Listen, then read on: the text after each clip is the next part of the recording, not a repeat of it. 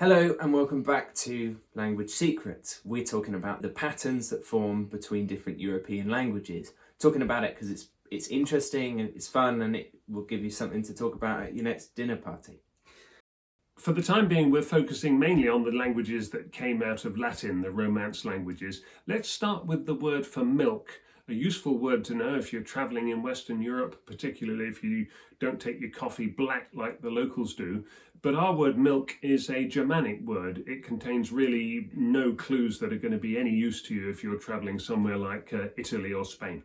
The Latin word for milk is lacte. We've got words like lactate and lactose, which do relate to the idea of milk. Lacte in Latin contains a compound consonant, that CT sound, and compound consonants appear a lot in the Latin language. What's interesting about compound consonants as European languages have evolved from the Latin is that they've struggled to stay within these languages like French and Spanish, Italian and Portuguese. They've moved away from the idea of compound consonants in general. They've essentially got rid of them. But the neat part is that all of these new languages each did their own unique thing with them, and they kept doing that particular thing again and again and again. So it's a set pattern which is well worth knowing. In almost all the European languages, that compound consonant has changed so much so that it becomes almost unrecognisable unless you know what's going on there. Going into Italian, the CT becomes a TT, and hey presto, lacte becomes latte. Is that about right? Latte, yeah. Latte. So when you actually ask for a latte in a cafe, you're not actually asking for coffee, you're actually asking for milk. So un litro di latte Un litro di latte would be a litre of milk. In Spanish, lacte becomes leche. The CT changes to a CH. Quite a hard CH sound like in macho or our word such. So in Portuguese, what do they do with lacte? Well, I'm going to turn to our Siri pronunciation engine here to ask Joanna what the Portuguese do with this word for milk. Leite. Or lacte. That's the Portuguese solution, and the French solution is a little bit similar. Lacte in French becomes lait, but notice that the French have gone one step further here. They haven't just got rid of the C, they've also got rid of the sound of the T as well. You can still see it written there, but the sound's gone altogether and it simply ends up being lait. In each of these daughter languages, if you like, what we're looking at is how typically they've treated that CT compound consonant. If we look at another example of it, the Latin word for night, you've got nocte, like nocturnal. Again, it's got that CT compound consonant in it.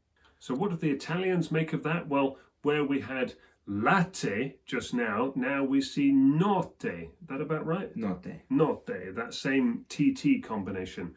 And where Spanish had leche, now we see noche, as in buenas noches. Where the Portuguese had leite, now they've got noite.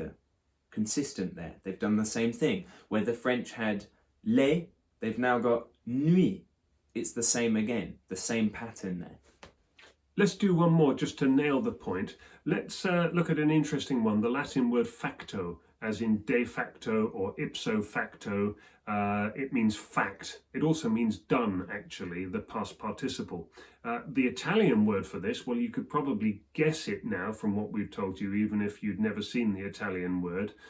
They end up not with anything that's like facto, they end up with fatto. Yeah, fatto? Yeah. Again, that same double T. The French equivalent is fait. Again, the CT becomes an IT, and in Portuguese becomes an IT as well. The Portuguese word for done being feito. Feita, is that right? Let's ask Joanna. Joanna, how are we going to say this? And Joanna says we're going to say Feito. feito. Not bad. The Spanish equivalent is interesting because you might expect them to go with fecho, but actually they go one little weird step away from it and they go with hecho. So the F in the Latin has become an H in the Spanish, and Spanish H's are silent.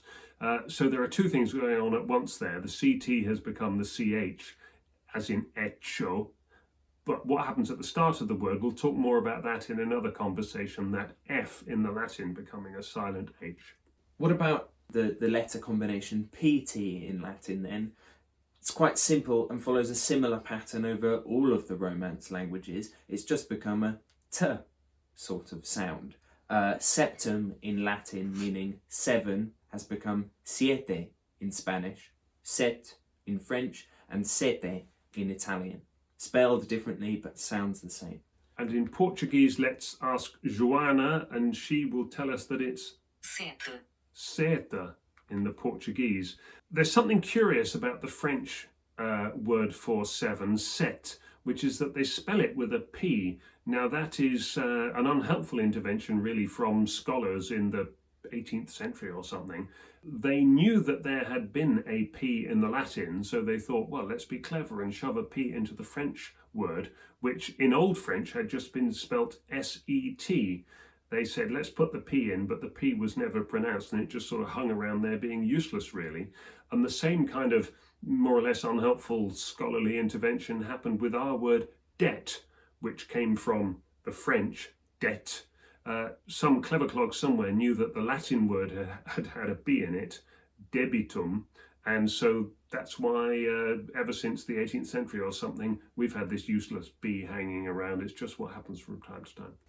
We talked about the compound consonant ST in our very first episode, but just looking at it a bit here, taking the Latin word statum as an example, meaning state. We've been quite happy in English to say state, happy to carry that compound consonant, and actually in Italian they have been as well, the Italian word being stato. But the Spanish and the Portuguese have been less happy to take that compound consonant. They actually have taken it, but they've added a reinforcing syllable, an E at the start, and it's become estado. The French goes farthest of all here in making it into état, so they've got that same helper E sound on the front, but they've taken away the S, chucked that away, and they've got état, their word for state.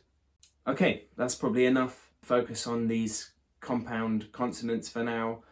We can probably end the video there, but do you want to give us one of your very amazing facts to end the video on? A factoid, a tidbit. Factoid, yeah. A language tidbit. Yes, and for this I am indebted to David Brodsky, who wrote this excellent book, and this is to do with a correlation between Spanish and French. The Spanish word hay, meaning there is or there are, just 3 little letters, H-A-Y, hay.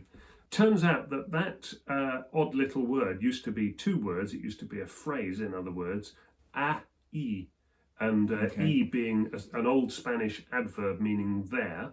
What it meant was it has, e. So it has there.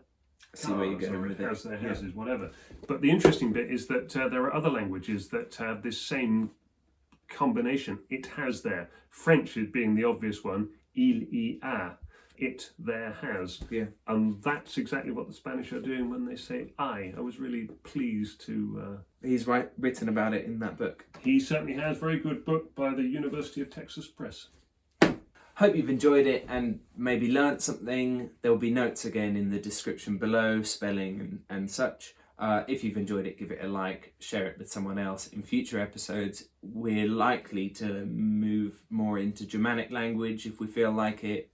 So stick around for some of that. Or if we get enough positive feedback anyway. We may only get negative feedback, people correcting our pronunciation of Latin. Yeah, feel free to correct our Latin pronunciation, which... Or anything else. Isn't the best. We're interested to know what you think, so don't hesitate to let us know. And for the time being, thanks for watching.